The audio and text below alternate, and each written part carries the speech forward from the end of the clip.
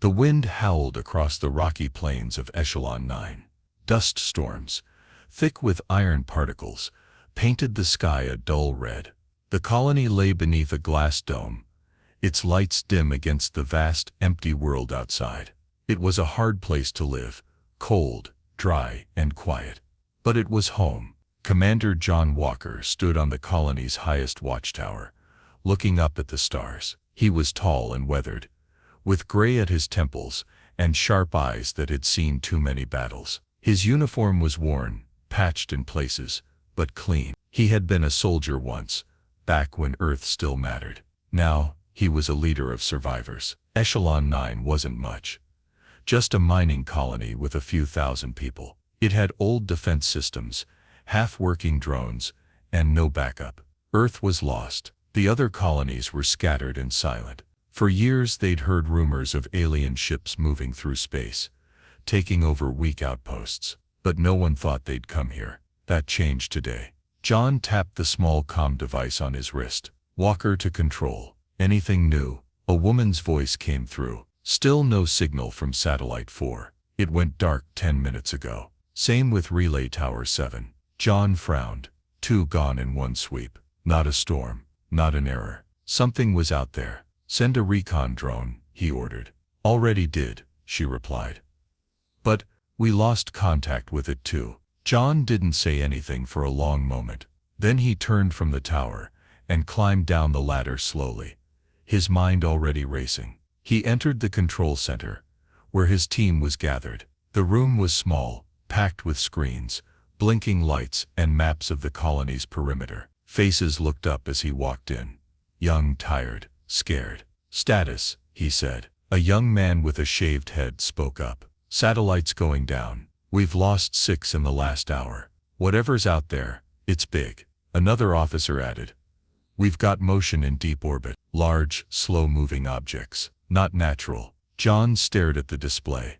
Blinking red dots filled one screen. Ships. Dozens, maybe more. Alert the colony, he said. Level 1 warning. Prepare the bunkers. Wake the militia. Lock down all gates. What do we tell them? Someone asked. He looked around. Tell them we're not alone anymore. Outside, the wind screamed louder. The sky pulsed faintly, as if something massive had just passed through the clouds. People started running through the streets, heading for shelters. Alarm sirens echoed through the colony. John stood still, listening. He wasn't afraid.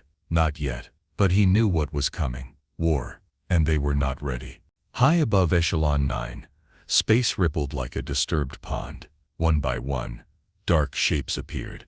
Alien ships, sleek, long and silent, broke through the void. There were hundreds of them. Their hulls were black and covered in glowing lines, pulsing like veins. They moved in perfect formation, like a hunting pack. Inside the largest ship, the command bridge glowed with cold blue light. Admiral Vekatar stood at the center, arms behind his back. His tall, armored figure was still as stone. His face, reptilian and sharp, showed no emotion. Around him, smaller Threxori officers worked their stations, speaking in low hisses. Target confirmed. Human colony designation, Echelon 9, a soldier reported. Vekatar narrowed his eyes. Population, under 3,000. Weak infrastructure, primitive defense grid. Vekatar gave a nod. Proceed. No survivors. He had crushed colonies before. Humans were soft. They clung to old machines and broken ideas. His fleet outnumbered them 100 to 1. This would be quick. On the ground, Commander John Walker stood in the main bunker, watching the incoming fleet on the main screen. His officers gathered behind him, silent. They're slowing down, said one. Preparing to strike. Estimate, Jean asked. At least 200 ships. Maybe more. Main vessels are staying in orbit, smaller ones descending. Jean turned to the room. We hold the line. All militia to defense stations. Shield grid, online now. A buzzing hum filled the air as the colony's shield dome powered up. It was old tech, built when the colony was founded. No one knew if it could stop a modern weapon. Still, it was all they had. The first wave hit just minutes later. Threxori assault crafts pierced the upper atmosphere, trailing fire. They released volleys of plasma at the shield. Explosions lit up the sky like lightning. Inside the dome, the ground shook. Buildings trembled. The lights flickered. "We're holding," someone said. "Shields at 78%. Jean didn't answer. He was already thinking ahead. How long would it last? Another blast rocked the bunker. Then another. Outside, people huddled underground while militia forces ran to their posts. Cannons fired back, rusty, loud and weak compared to the alien weapons. Still, they hit a few ships. 2 Threxari crafts went down in flames, crashing into the desert outside the dome. Jean watched. "They bleed," he said softly. "Good, back in orbit." Admiral Vekatar watched the losses with mild surprise. 2 ships destroyed, an officer reported. "Untrained creatures." Vekatar growled. "Do not underestimate vermin in a corner. Send in the ground forces. Clear them out." "Yes, Admiral." On Echelon 9, enemy troops began landing. They were tall, armored, and moved with machine-like precision. Their weapons burned through metal. They attacked the outer sectors, trying to break into the main colony. Jean's militia fought back with rifles, mines, and improvised traps. It wasn't enough. Many died, but they slowed the enemy down. Jean stood at the command post, barking orders. "Close Sector 3, pull back to the inner gates, use the tunnels. Don't fight them head-on, make them chase you." He wasn't trying to win, not yet. He was trying to survive the first day, and somehow they did. The aliens didn't reach the center, not that night. As darkness fell, Echelon 9 still stood, damaged, bleeding, but alive. In orbit, Vekatar watched the screen in silence. One of his commanders spoke. They resisted longer than expected. Vekatar didn't answer. He simply stared at the blinking lights showing human defenses. Something was different about this colony. He didn't like it. The morning after the first attack was gray and silent. Smoke drifted through the dome, mixing with the red light of the star. Buildings on the outer edge of Echelon 9 burned slowly, sending dark trails into the air. The colony looked broken, but it was still breathing. Commander John Walker walked through the debris in Sector 2. His boots crunched over shattered glass and scorched metal. A few militia fighters followed him, checking for survivors. They moved fast and quiet. Every corner could hide a Threxari patrol. "Clear," one of them said, voice low. John nodded, eyes scanning the wreckage. He stopped beside a body, an older man, still gripping a broken rifle. A civilian. One of the engineers. John knelt, gently pried the weapon from the man's hands, and placed it beside him with care. "He fought," John said quietly. Then he stood and kept walking. In the control center, the militia's second-in-command, Lieutenant Mara Lin, pulled up the colony map. Red dots lit up across the screen. "Alien positions. They've pushed in through the outer zones," she said when John returned. "They've set up forward bases in sectors 5 and 6. Looks like they're using drones to scout the tunnels." John stared at the screen. "They don't know the tunnels like we do." She looked at him. "You're thinking guerrilla tactics. I'm thinking ghosts," he said. "We hit fast. We vanish faster. We bleed them piece by piece." For the next 2 days the humans changed the rules of the fight. Militia squads moved through the underground maintenance systems, tight, dark, and filled with cables. They wore old mining suits to hide from alien sensors. They used short-range comms, hand signals, and coded lights. When Threxari troops moved into a new zone, they found trip mines waiting. Their patrols were ambushed in alleys. Snipers picked off their scouts from rooftops. Engineers hacked their scanners, feeding them false images. They hit at night. They hit during dust storms. Then they disappeared into the tunnels. Admiral Vekatar watched the reports with growing anger. He stood over a glowing map of the colony, his clawed hand tightening into a fist. "Explain this," he demanded. A smaller alien officer stepped forward, nervous. "They are not fighting like soldiers, Admiral. They hide. They strike from the shadows." "Primitive rats," Vekatar hissed. "You said they were weak. They are, but clever. They know the terrain. They use it. Vecker slammed a fist into the console, then burned the terrain. But even fire couldn't reach them all. In the lower tunnels, John met with his squad, 6 fighters, dirty and exhausted. They had just collapsed a bridge, beneath a supply convoy. Spirits were high, but their bodies were worn down. One of them, a young woman named Elise, smiled faintly. 3 down. That's 27 in 2 days, sir. John nodded. Keep count. It reminds them we're still here. He looked around at the tired faces. We don't have more guns. We don't have more people. But we have the advantage now. We know this place. They don't. He paused. They think we'll break.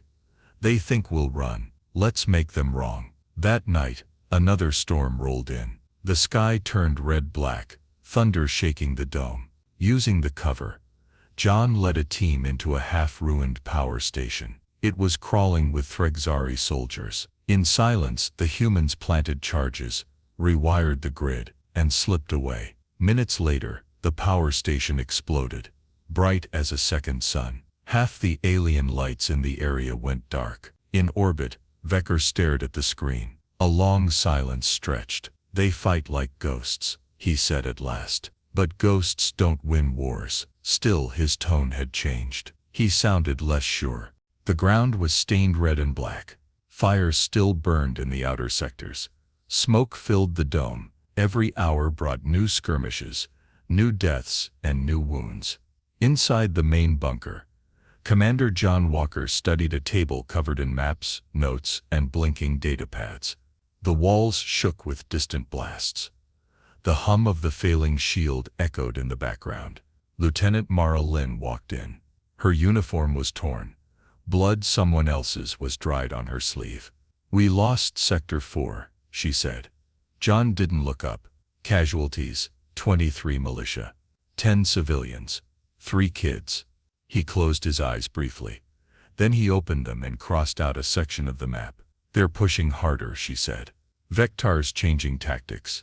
No more patrols, just waves. Big, loud, and fast. John nodded. He's angry. That makes him predictable. She stared at him. We can't keep going like this. Our people are breaking. We're running out of ammo, out of drones, out of food. He leaned forward, pointing at the map. Then we make a move, a big one. Hours later, John stood before a crowd of militia fighters in a dim hangar bay. Their faces were pale, tired, some bleeding, but their eyes were focused. Waiting. I won't lie, John said. We've lost good people. We've lost ground. But we're not finished.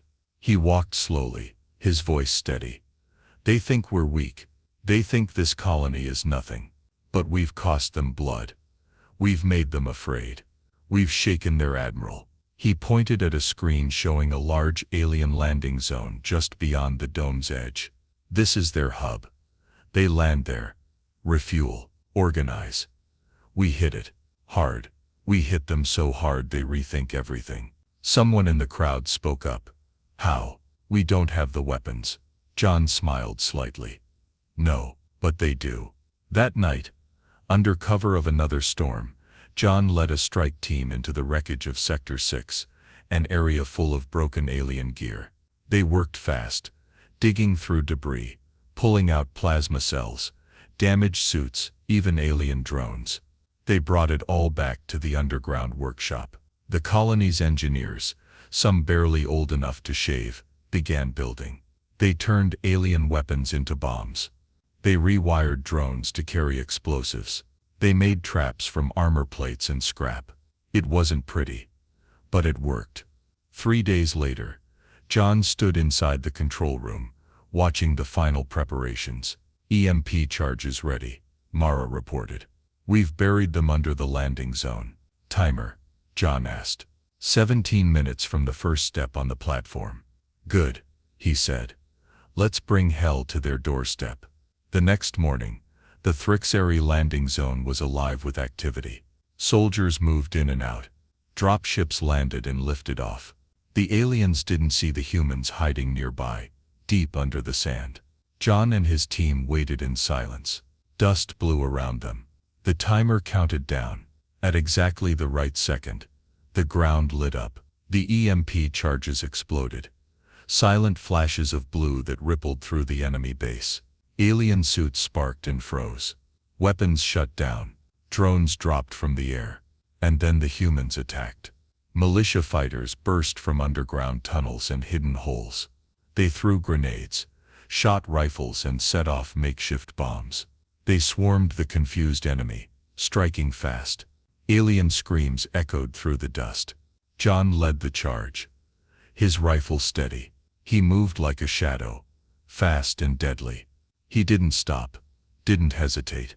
They destroyed ships, sabotaged fuel tanks, crippled their logistics. By the time the aliens fought back, the damage was done. The humans retreated before the second wave hit. They vanished back into the dust, leaving flames behind. Back in orbit, Admiral Vector slammed his clawed hand into a control panel. "How?" he roared. "How did they break through?" "They used our tech, Admiral," one of his officers said. "Turned it against us." Vector's face twisted in rage. "They are vermin. Dirty. Desperate. They are not soldiers." The officer swallowed hard. "No, sir. They're survivors."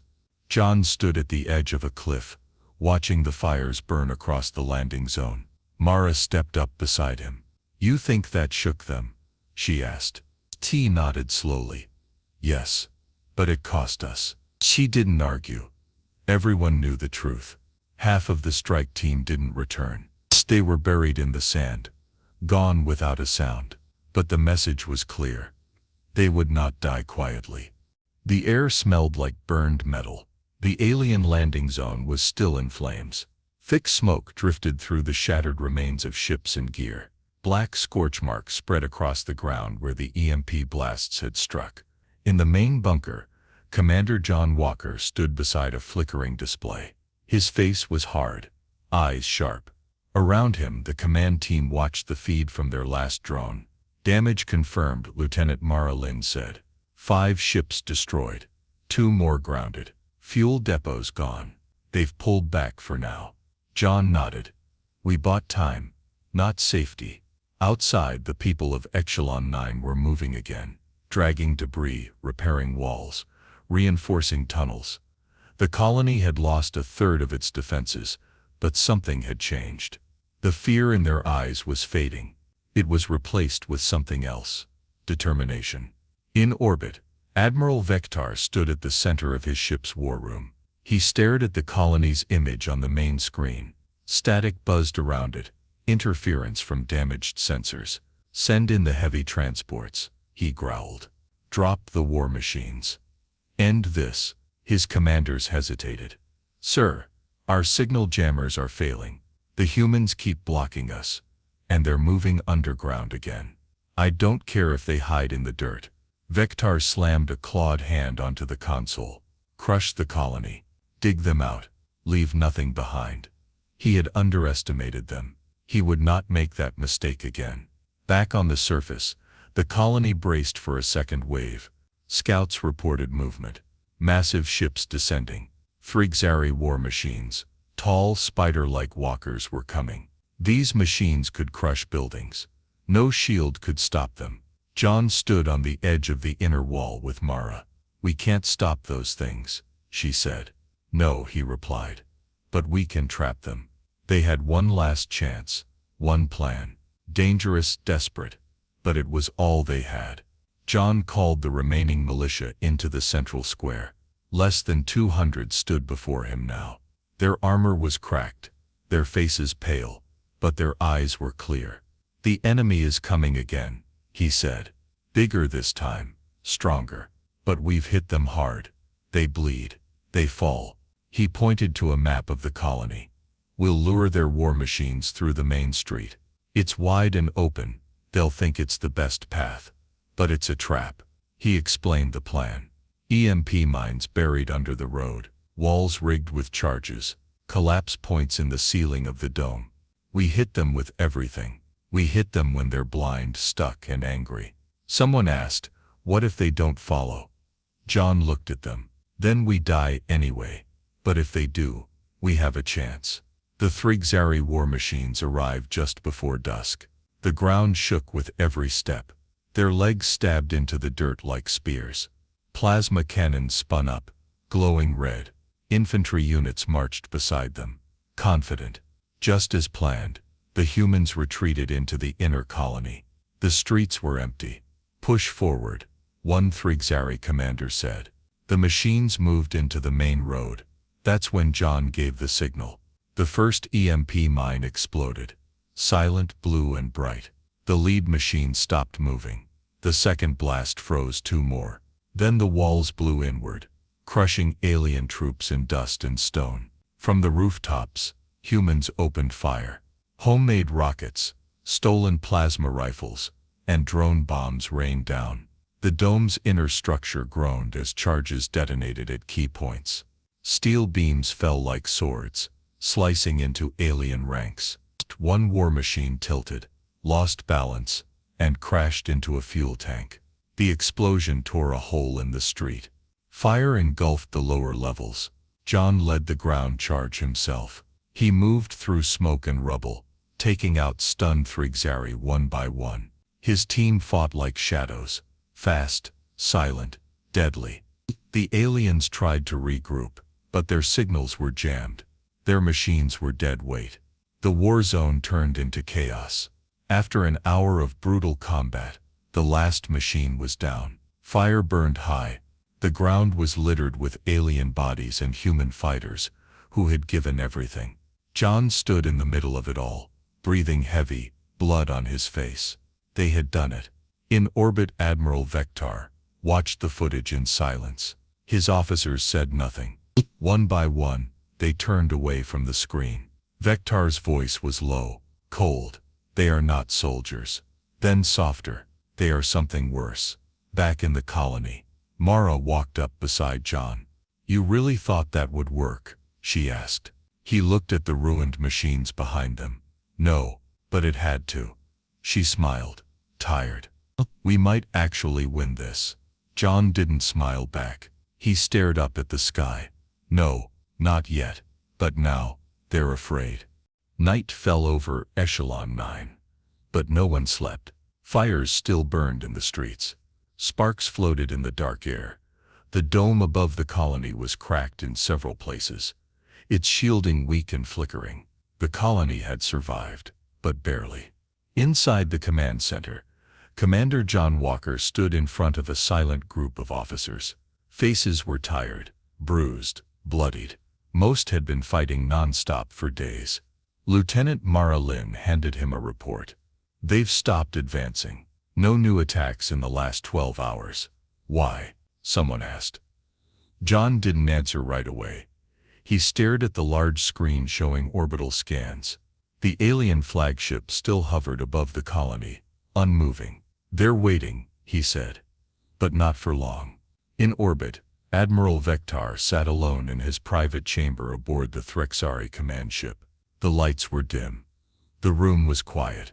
A wound stretched across his right shoulder, bandaged but deep. He had been on the ground when the humans destroyed the landing zone. His pride had taken more damage than his body. He looked into a small screen. It showed the colony from above. The human defenses were nearly gone. The buildings were rubble. The people were tired. But they were still there, still fighting. His hand tightened into a fist. He opened a direct channel to the colony. In the command center, the screen flickered. A cold, alien voice came through. Commander John Walker, it said. This is Admiral Vector. I propose a meeting. 1 hour. No weapons, no tricks, just you and me. The room fell silent. Why? John asked. Because I want to understand what kind of creature resists death this long. The message ended. Mara shook her head. It's a trap. Maybe. John said. You're not going. Yes, I am. She stepped in front of him. You go up there. You don't come back. He looked her in the eye. If I don't go, more people die.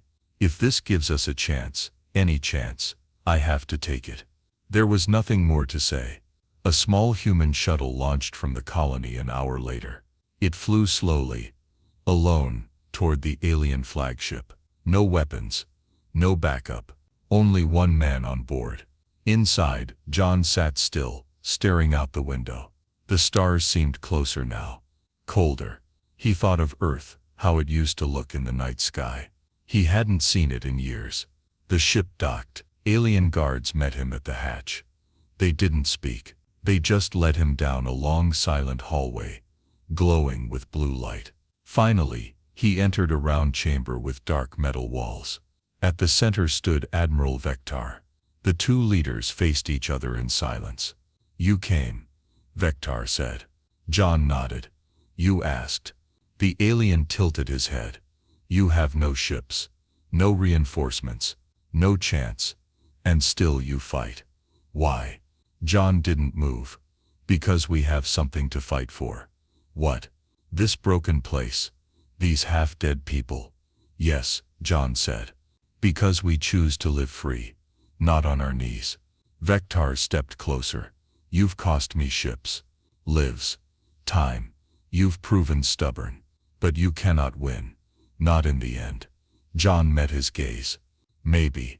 But you can't kill the idea of us. You've lost colonies. You'll lose more. And every time we fight back, others will remember. You'll never rule a galaxy full of people who'd rather die than kneel." Vector stared at him, silent. Finally he said, "Leave. Go back to your colony." John blinked. "You're letting me go." "For now," Vector said. "You've made your point. You've shown what you are. I will not forget." He turned his back. "You fear us now," John said quietly. Vector paused. His claws flexed. "Yes," he said. "And that makes you dangerous." John returned to the shuttle. The ride back felt longer. When he landed, Mara was waiting for him. She ran up to the hatch. "What happened?" "They're leaving," John said. She stared. "Just like that?" "No, not just like that." He looked up at the stars. "They know now. We're not easy prey. Not anymore." Above the colony, the alien fleet slowly turned. One by one the ships vanished into the sky, leaving fire and silence behind. The battle for Echelon 9 was over. But the war was far from done. The sky above Echelon 9 was quiet. For the first time in weeks, no alien ships hovered above the colony. No plasma fire lit up the night.